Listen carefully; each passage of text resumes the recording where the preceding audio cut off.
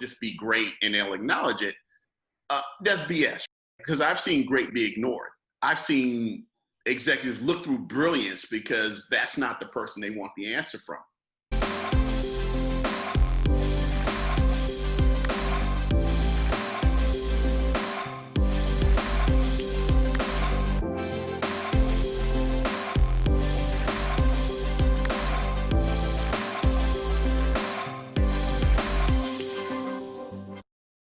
Hi, everyone. I hope your morning, afternoon, or evening is going well.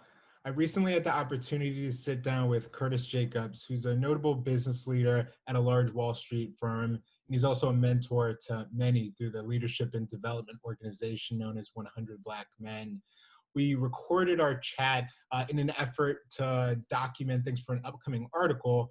We didn't intend on sharing the video initially, but the conversation was so deep and substantive that we thought it was worthwhile to share. As a result of that, it's a little more casual than we would otherwise have it, but at the core, we think there's a lot of good content in there. If you like content like this, please give it a thumbs up and subscribe to the channel. Without further ado, let's jump into the chat.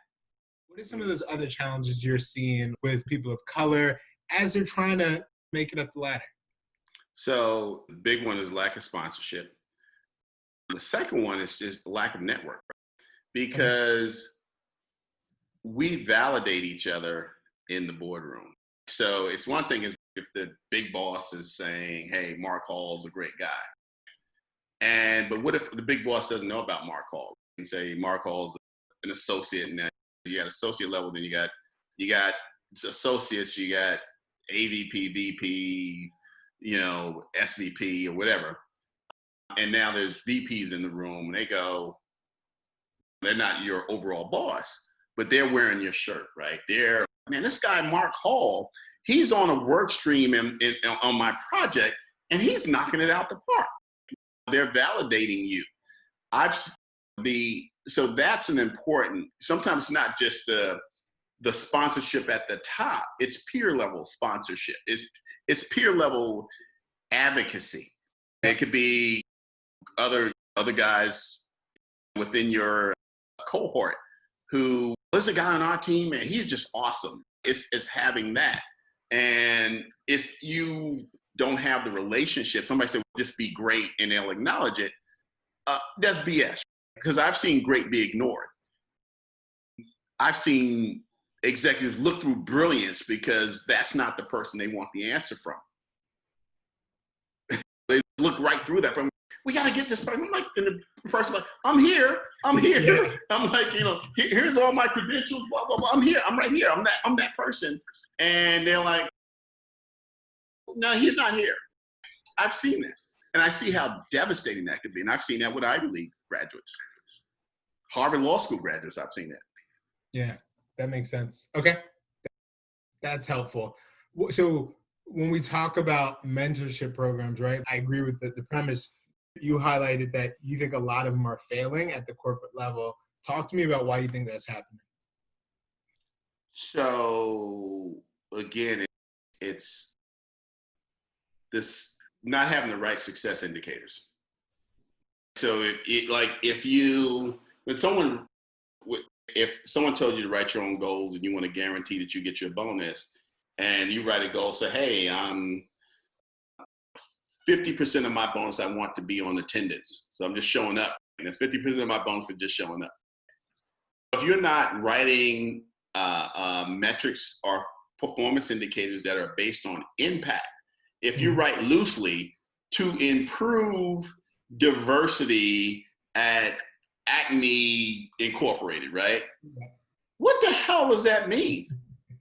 And I've seen things just written so loosely, as opposed to doing a deep dive analysis and said, here are our pain points. So we look at our employee engagement surveys, if we look at customer experience, if we look at our customer base, and then do we have a diverse customer base? And we're not addressing some of the things that are there. I think it's a missed opportunity. It's just I've seen too many situations where people just defaulted to the easiest set of metrics. And then we had a diversity program, we nailed all the metrics, and we're done. Let's talk about when you think mentors and finding mentors in general, how do you coach the young guys and the gals you work with on an ongoing basis? How do you coach people to find the right mentors, to find sponsors? Because it's not easy, right? Especially if you're new to an organization, like you said, you've been dropped in, they said they're going to take care of you. And how do you coach them to find mentors the right way? So it's a couple of things. I think,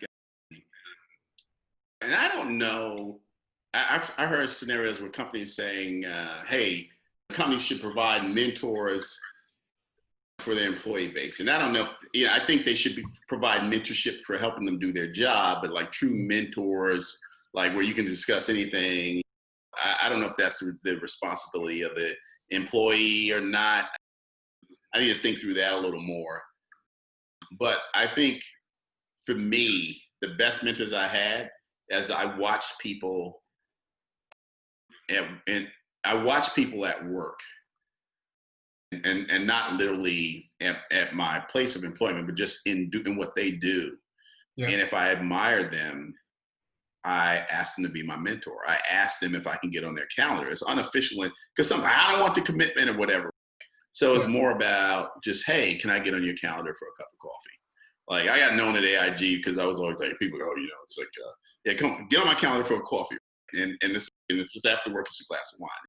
But I never had a problem asking someone for what I wanted. Okay, so let's unpack that. You said, so there's a clear ask around, you find somebody that's doing good work that you think either you admire or you think they could be a good influence. If you do the ask, I guess two-part question. One, do you feel obligated to bring some value to them, even though you might be in a more subordinate position? And two, what if they say no? And that's a very good question, right? Because I always tell my mentees, I said, when you ask to get on somebody's calendar, you ask them out for a cup of coffee. I don't care if they're a senior vice president, you're an analyst. You ask them out, you pick up the tab. And now most of the time they won't let you do that, but you pick up the tab. Because I've heard guys, all these guys ask to get on my calendar and they just want a free lunch out of this. I've heard executives say that. And really? Some people, yeah. Now, there are a lot of people who, they conflate mentorship with sponsorship. And we talked about that on the panel that we were on before. And I think the best thing we could do is prepare people to be mentors. Because sometimes they'll say, and I get this sounds like I'm more doing executive coaching now because people inbox me on LinkedIn. So I saw you speak someplace or somebody recommended you. Can I mentor? And then I look at the question, what are some of the things that you'd like to do? And I'll give anybody a half hour initially. Yeah. And I say, okay, so you really need an executive coach is what you're asking for. And that's a bit different. And sometimes you get a little of both with a mentor. But they should understand the difference between a mentor, a sponsor, an executive coach. And I even had someone that reached out to me recently on LinkedIn just last week about being a mentor, and the person, I said, so what are some of the things at the top of mind? I got a promotion in my role and I need to figure out how I'm going to set up this operational framework. Now, so you're looking for a consultant there, right? Because that's not mentoring. You want me to do your job for you, right? That's a bit different. And for me, I always tell people, bring something to the table. I think when you're being mentored, I think you're also auditioning, right, for sponsorship. So now I'm showing them that I'm resourceful. I think people somewhat get tired of, I should get tired of mentoring, but where you don't come to a mentoring relationship like you're a damsel in distress. My boss don't like me, blah, blah, blah. And it's always problem. Think strategically. And sometimes when people ask me to mentor, I said, okay, I'll set up some time with you. I'll give you an hour of my time in 30 days, but I want you to read this book first, and we're going to discuss chapter 12 and 13. And so now if you made a commitment and you read that book, then I know you're serious. Yeah. But so sometimes people just want to, they conflate mentorship with a connection. And sometimes the best mentor is not the most senior person. There are a lot of senior people who run organizations and they have horrible interpersonal skills, but they're great at cutting deals or doing financial modeling, things like that. And just because they're an executive vice president doesn't mean that that's the person that should be mentoring you, because you may annoy the hell out of that individual because they don't have a lot of patience. Absolutely. Sometimes you can get a mentor. Like you can be a vice president or senior vice president and run into a guy who's a vice president, and that dude could be a hell of a mentor for you. Because the people will make the mistake and say, if he's so great, why wouldn't he be more than a vice president? Well, maybe he left the corporate workspace for a while. Maybe he didn't have any desire to be a C-suite executive. He's very family focused, but he has a wealth of knowledge. He cares, he has integrity, and you sleeping on him because of his job title, right? So I see so many people I see so many people who are needy say, I got on such and such calendar. I'm like, that's the wrong guy's calendar to get on, because you have nothing, that you're bringing nothing to the table, and that person has very little interest, and they probably did it because they felt that you nagged the hell out of them. I think those mentor relationships should come organically. I think that's such a good point. We were going back and forth via email. I was doing some research, and an article that came up was around why some of these mentorship programs fail. And it's hitting on what you just mentioned, where you can create these formal programs, but if the wrong people are getting involved, it's set up for failure. If you're not coaching people on how to be a mentor, or if somebody doesn't have that interpersonal skill or a desire to genuinely, authentically help somebody, it's doomed for failure. And I think we've seen that play out. That definitely happens. That's a good point. Okay.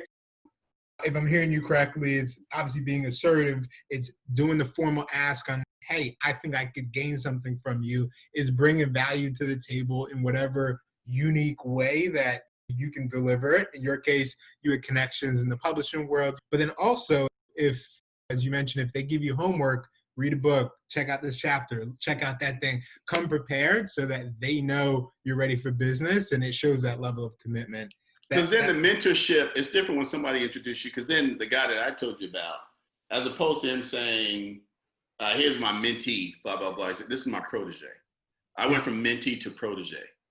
Mentee to, here's one of my trusted colleagues.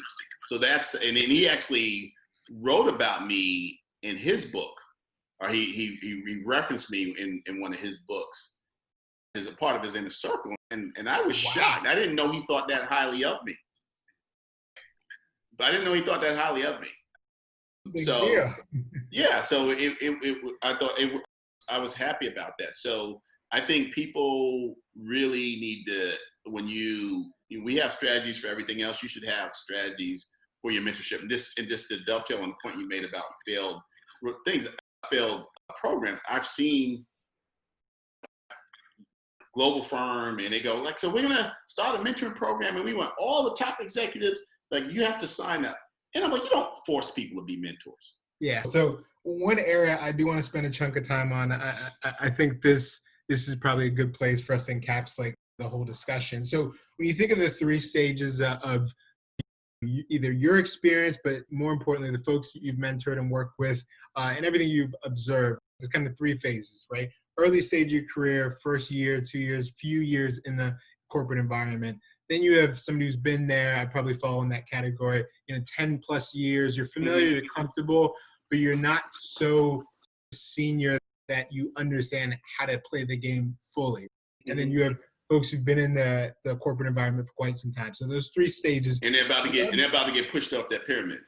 Exactly. Yeah. That's a great point. That's a great point. So walk me through, as you think of, let's say one person, and this could be hypothetical, but you walk through the person's journey, right, from early stage, later stage, and what are some of the challenges they're going to face, how it evolves. Because I think this is something that doesn't get discussed enough. It's all advice tends to be a moment in time. Would love to get your view on how do those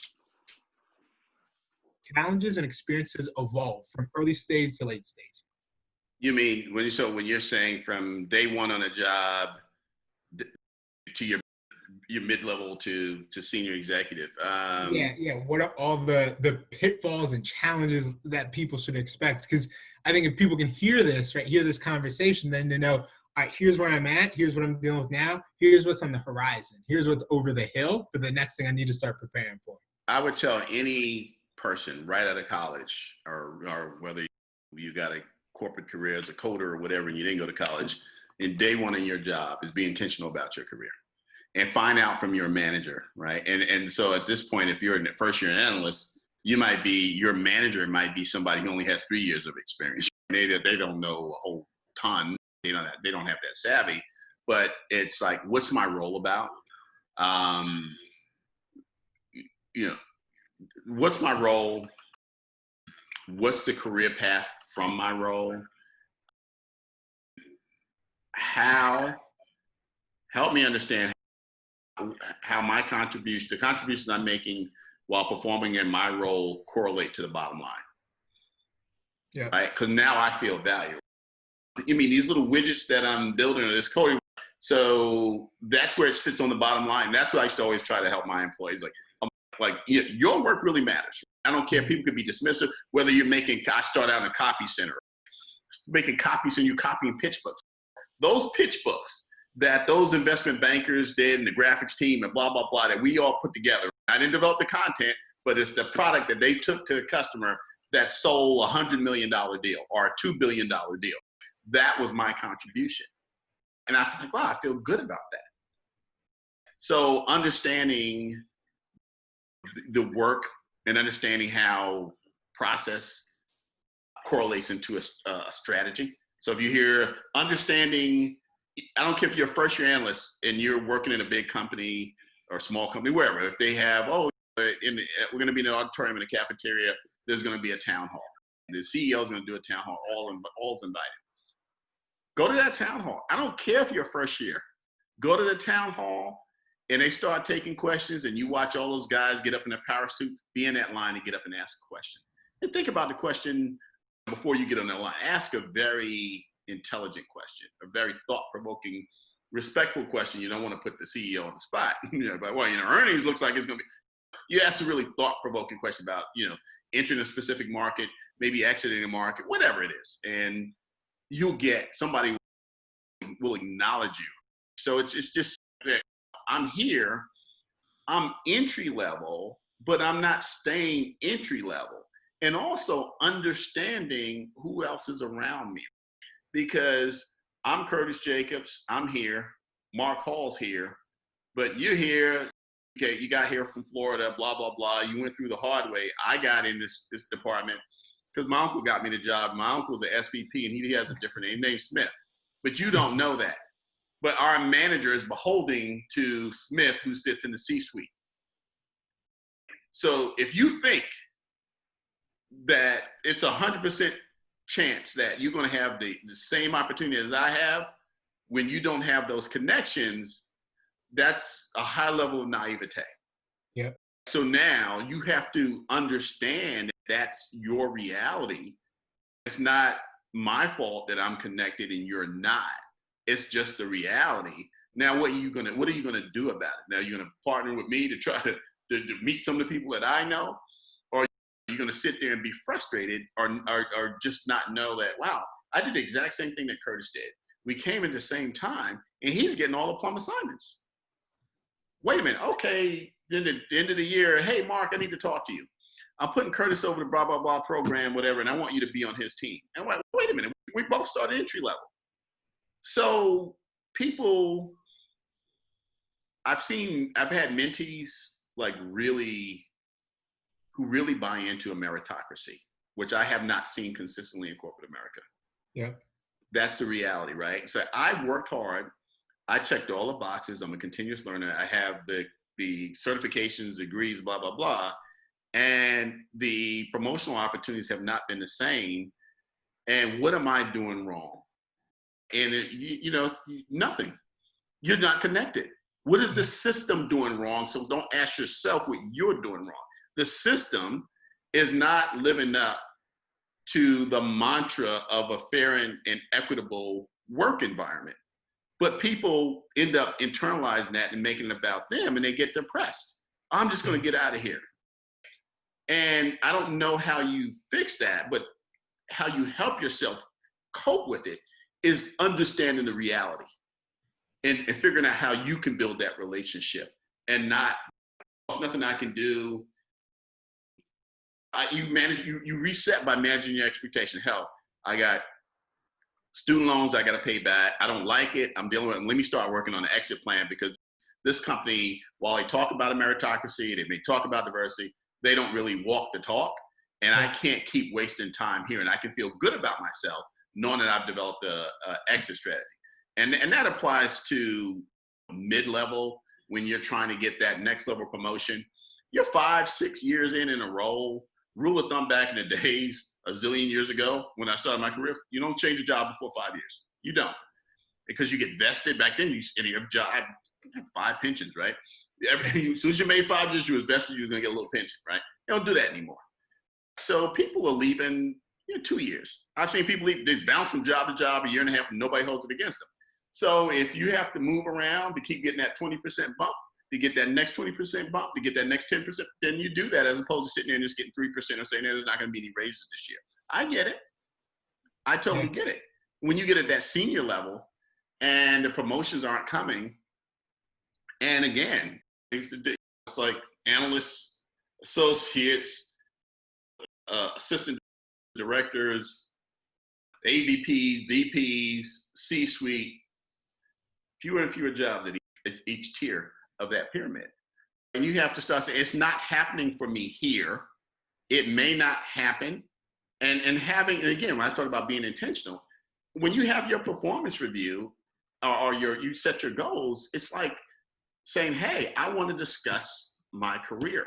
So if it's not happening in this department, and see, here are the things that I see myself doing, and you don't see it happening here, can you talk to your colleagues on my behalf to see if you can help me get in their departments, or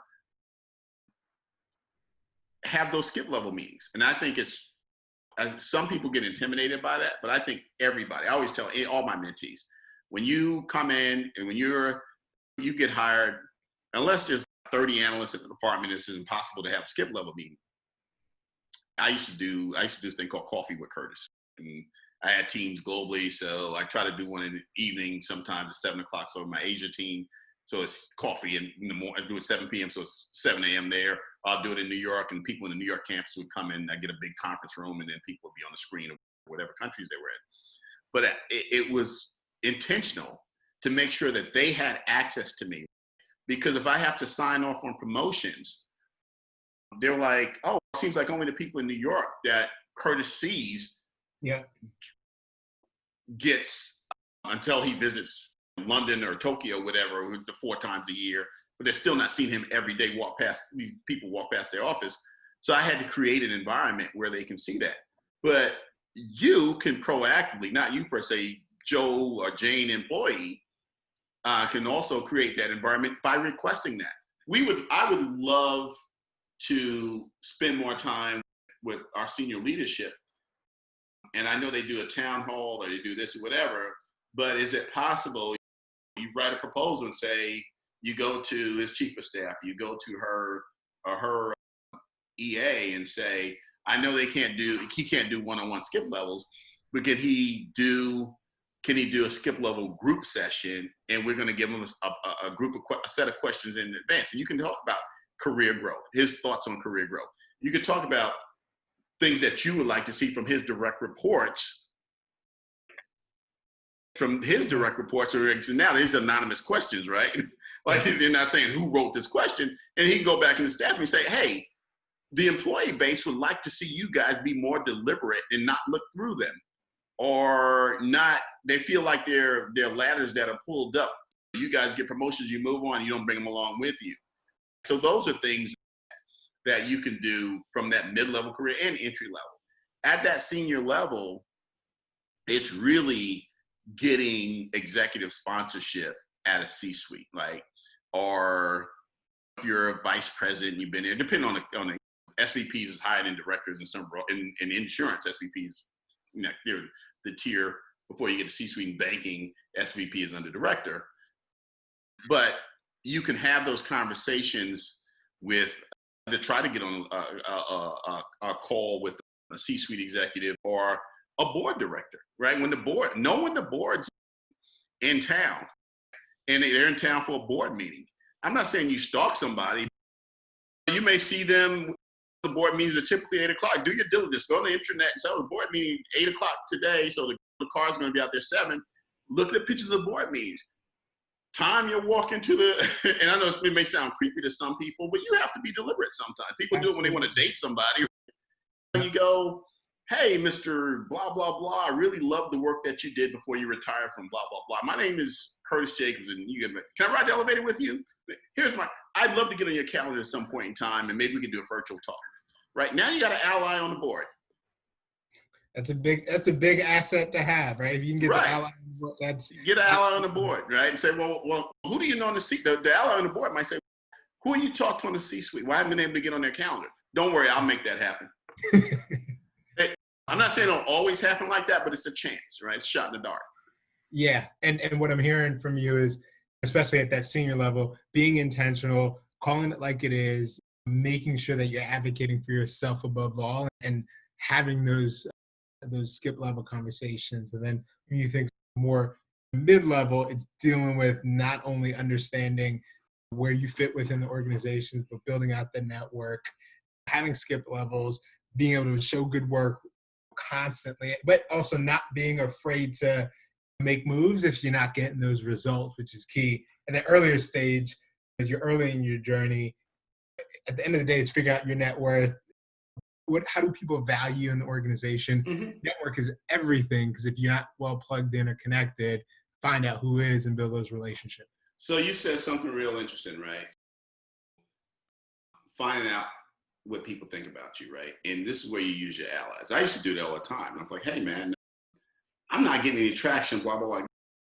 You're in meetings with these guys, float something out there, just want to see, what do people think about me? So, and sometimes if you have a good relationship, you can ask people, "What are you hearing about me? When my name comes up, what do people say?" That's a fair question, right?